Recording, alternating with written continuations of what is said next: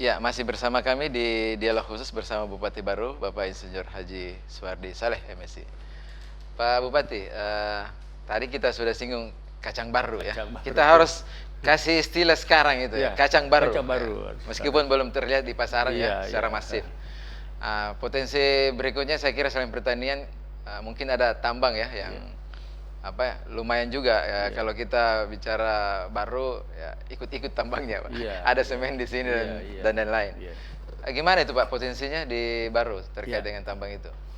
Yang pertama, persoalan tambang di Baru itu menurut para ahli ya di bidang pertambangan itu, Baru itu jenis tambangnya paling lengkap. Paling lengkap ya. Untuk itu artinya kami melihat bahwa katakanlah misalnya Unhas ada kampus lapangannya di Baru sini, Bumi ada kampus lapangannya di Baru ya. Jadi semua. Cuma memang yang depositnya yang yang belum diuji apakah misalnya tambang Kalena atau apa yang lain ini misalnya katakanlah secara ekonomis cocok untuk ditambang. Tapi yang paling pasti, yang paling cocok itu adalah untuk tempat penelitian. Karena semua ada, semua ada. Kayaknya kita lihat itu kalau kita jalan laboratorium. Iya, ada kampusnya. Di sini. Iya, lengkap ya, lengkap. Jadi tapi untuk eksplorasi ya tentu kan harusnya dilihat juga depositnya berapa, misalnya apakah secara ekonomis bisa kita tambang ya. Itu yang untuk tambang. Berarti potensinya besar untuk beberapa tahun ke depan ini. Ya, katakanlah sekarang misalnya ya paling tidak misalnya untuk pasir kuarsa dan sebagainya kan masih diambil dari untuk kebutuhan pangkep diambil dari Baru.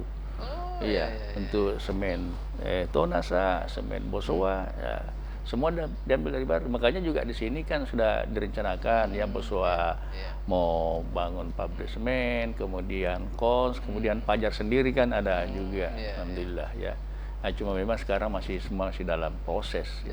Ya, kita berharap bahwa ya semuanya ini segera bisa selesai dan bisa berproduksi. Dan yang mendukung juga memang ya katakanlah keberadaan pabrik semen di sini ya karena kita punya pelabuhan. Yang Garongkong itu. Ya Garongkong. Artinya apa? Itu nanti juga cost-nya menjadi lebih ringan. Betul. Ya katakanlah misalnya kalau jadi ini semen Bosowa, jadi ini semen Kons misalnya, mobilisasinya ke pelabuhan tidak perlu pakai mobil dan sebagainya. Mungkin misalnya dengan bel compare aja itu ya udah sampai di atas di atas kapal sehingga ya cost-nya ringan. Cost-nya ringan itu ya. Dari lokasi juga tidak terlalu jauh Pak ya. Iya, itu apalagi ini kan segera ini rel kereta api sudah selesai ya. Yang untuk Baru sih sudah dari batas Pangkep sampai di pelabuhan Garongkong sudah selesai. Ya walaupun saya lihat memang prioritas dari Kementerian Perhubungan ini ya paling tidak targetnya sih 2021, tapi saya pikir 2021 sudah. Mudah-mudahan di 2022 dari paling tidak dari semen Tonasa, kemudian dari semen Bosowa ke pelabuhan Garongkong sudah bisa. Terkait kereta api tadi Pak Bupati, apakah seberapa besar potensi keekonomiannya? Pertumbuhan ekonomi Baru termasuk pertumbuhan income per kapitanya nanti penduduk kita di sini dengan kehadiran itu, apakah hanya sekedar lewat atau ada kayak gimana? Saya kira tidak ya. Yang pertama karena memang termasuk prioritas ini katakan dari sumber-sumber produksi misalnya ke ke angkutan massal ini ya, dari katakanlah misalnya Tonasa nanti kemudian dari Bosowa ke pelabuhan ya. Di samping itu juga memang kami lihat bahwa di beberapa tempat kan disiapkan terminal-terminal ya, paling tidak di terminal-terminal nanti ini paling tidak bisa tumbuh ya menjadi pusat-pusat pertumbuhan baru nanti di situ ya. Itu yang kami lihat ya. Ya walaupun memang juga yang setiap pembangunan ada saja dampaknya ya. Katakanlah misalnya dampak daripada pembangunan kereta api ini ya kita lihat bahwa lahan. Gimana di Baru Pak? Baru ya relatif sudah aman ya, relatif dan sudah kalau progresnya sudah sampai di Palanro udah Soalnya selesai. Baru kan tempat pencanangan dulu apa namanya Iya, itu. iya. Jadi kalau misalnya baru bermasalah kan tidak bagus juga itu. Baru mungkin itu ya kita balik lagi kenapa baru dimulai. Mungkin juga pengalaman pemerintah melihat bahwa ternyata di baru ini masyarakatnya agak lebih mudah diajak apa namanya berpartisipasi. Katakanlah kemarin itu katakanlah kita lihat nih Trans Sulawesi ya baru itu yang paling pertama cepat selesai ini, ya kita lihat misalnya saya mohon maaf Pangkep kemarin masih ada bermasalah, Maros masih ada bermasalah, baru selesai ya mungkin dari situ nah kalau begitu kita mulai dari baru. Padahal biasanya kan namanya proyek apa ya katakanlah proyek jalan ya dua saja itu kalau tidak dimulai di awal ya dimulai di ujung gitu kan. Ini kok dimulai di tengah tapi alhamdulillah ya. Iya, itulah makanya agak unik. Jadi kalau itu tadi jawabannya ya kita harus berterima kasih sama masyarakat baru ini. Iya, mungkin terkait dengan apa ya? Sikap biasa penerimaan itu. Pimpinan pondok pesantren menyampaikan itu ya mungkin karena orang baru ini memahami. Katanya baru itu satu-satunya kabupaten yang ada dalam Al-Qur'an itu. Innahu wal baru rahim di surat At-Tur. Gitu ya? Dialah yang apa namanya mencintai kebaikan dan kasih sayang yang melimpah ruah gitu. Mudah-mudahan itu barangkali kan salah satu apa ya motivasi motivasi yang bisa meluluhkan orang baru ya motivasi dan memang juga dalam pembebasan lahan kemarin itu kita libatkan semuanya, tokoh agama kita libatkan dan sebagainya. Yang kemarin kan yang relatif bersoal itu adalah di kuburan misalnya ya masih ada pemahaman tidak boleh dipindahkan dan sebagainya. Alhamdulillah kita ajak tokoh agama, pimpinan pondok pesantren ya memberikan pencerahan, alhamdulillah akhirnya selesai semua. Berarti salah satu support besar ini dari kalangan ulama ya. Iya, alhamdulillah. Hubungan tak dengan gimana ya? Alhamdulillah ya, hubungan dengan apakah mungkin ada selama ini program-program unggulan yang buat mereka atau pesantren atau apa? Iya, kita kembali lagi visi saya kan ini mewujudkan masyarakat baru yang sejahtera, mandiri, berkeadilan dan dikunci dengan dua kata bernapaskan keagamaan.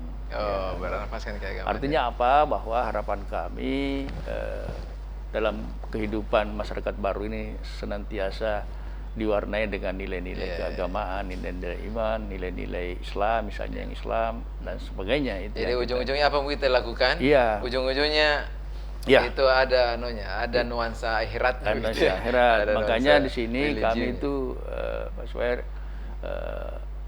pegawai SARA, imam masjid, kemudian apa namanya marbotnya dan sebagainya itu ya kita kasih insentif. Kemudian guru-guru mengaji juga kami kasih insentif. Kemudian masjid-masjid ya paling tidak 40-50 masjid kita bantu setiap tahun. Di samping itu kita siapkan biaya operasional untuk Ramadan ya untuk semua masjid di Kabupaten Baru ini. Nah, juga saya masih saya selalu berpikir begini. Ini imam masjid kita, guru mengaji kita nih ya pasti punya keinginan juga menghadap ke Baitullah gitu kan. Tetapi kalau bukan kalau bukan pemerintah yang memfasilitasi ya mungkin agak berat. Nah, untuk itu kami juga siapkan umroh untuk mereka-mereka ini ya. Berapa orang per tahun? Pertama saya 30 ya, kemudian tahun kedua saya 100, berikutnya saya siapkan 150. Sayang sekali bahwa ketika saya jenangkan 150 ini masuk pandemi Covid, ya terpaksa ditunda ya. Mudah-mudahan nanti ketika Covid ini sudah aman, ya kemudian sudah bisa melakukan umrah ya nanti. Berarti double Pak nanti. Ya. 2020 tidak naik, 2021. Iya. 2022 banyak sekali itu nanti. Mudah-mudahan. Tetap dianggarkan itu. 2022 ini belum. Belum ya? Ya. Tapi kira-kira akan dianggarkan atau selesaikan dulu yang setelah aman nanti ini ya tentu kita kembali ke situ. Karena tadinya sebenarnya harapan saya selesai 2 periode ini semua bisa umroh gitu kan, tapi ini terpotong 3 tahun ini.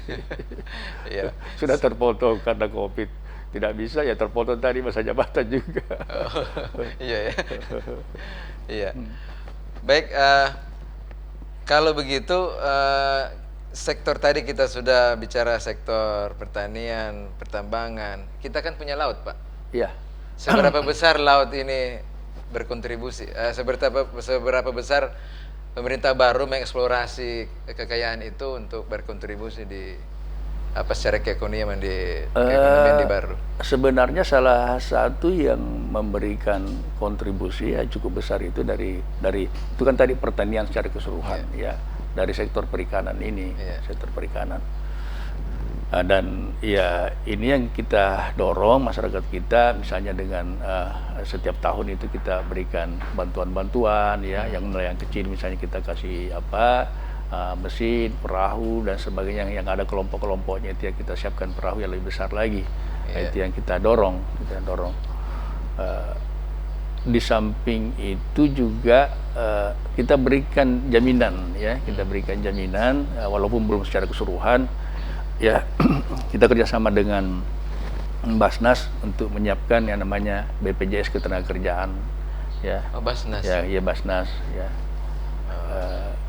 Katakanlah ketika misalnya mengalami kecelakaan ya, artinya kita tidak harapkan, tetapi paling tidak misalnya ada antisipasi, ada perlindungan lah ya. Ada perlindungan ya, termasuk tadi imam-imam masjid itu BPJS semua di BPJS kan ya, dibantu oleh dibantu oleh Basnas tadi. Sektor informal itu ya? Iya. Selain tadi nelayan semua itu lagi Pak?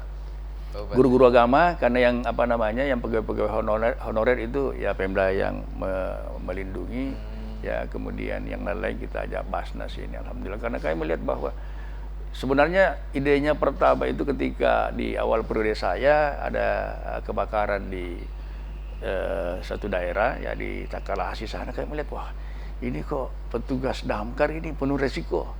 Yang kita bayangkan biasa resiko terbakar, tapi ternyata resiko lain juga cukup besar ya. Biasa kan kalau terjadi kebakaran itu berebut orang itu ambil ujung pipa untuk menyemprot rumahnya gitu kan. Biasa kan kita lihat biasa dipukul, bisa diapa dan sebagainya. Ada resiko lain selain api. Akhirnya itu hari saya bilang kita kasih perlindungan. Tapi kami melihat bahwa ternyata bukan saja yang yang damkar ini punya risiko ya, pegawai administrasi pun punya risiko sementara bekerja, kejatuhan apa dan sebagainya. Atau seperti ada rencana besar Pak Bupati, semua warga warga Baru ini diasuransikan? Di ketenagakerjaan tidak, tetapi kesehatan semuanya.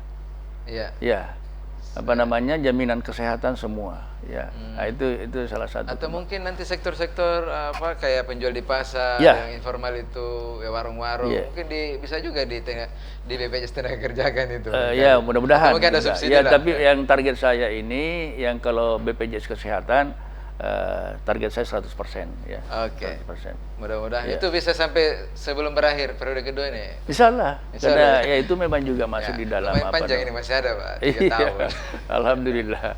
Bahkan di kesehatan ini ya, di samping kami siapkan BPJS Kesehatan juga, kami melihat biasa begini. Terkadang sudah dirujuk itu masyarakat kita biasa enggan, malah minta nggak usah dirujuk Pak. Kenapa? Rupanya persoalannya dia tidak punya tempat di Makassar, tidak ada keluarga di Makassar. Itu? Mungkin ada keluarga di Makassar tapi jauh lagi misalnya dari rumah sakit rujukan. Iya, sehingga kami menyiapkan yang namanya rumah tunggu atau rumah singgah ya. Kami di mana itu di Makassar? Di Makassar ya. Di jalan apa itu Pak? Kami yang sekarang ini kan baru tahun pertama ya. Jadi saya masih sewakan di tahun 2000.